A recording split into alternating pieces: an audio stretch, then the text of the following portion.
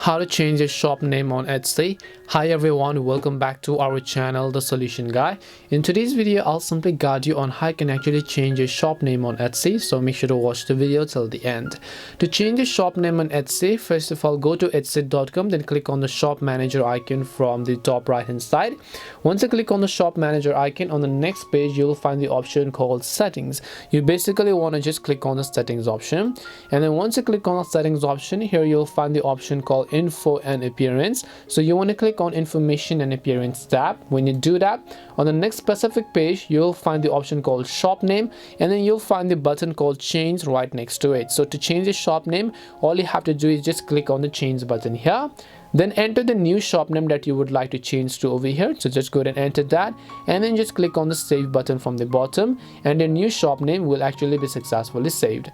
That is it on how you can actually change your shop name on Etsy. We hope the video was really helpful, and if it did help you, then make sure to leave a like and subscribe to our channel. If you have got any more questions, queries or doubts, feel free to also leave them down. Thank you very much for watching till the end of this tutorial, and see you in the next video.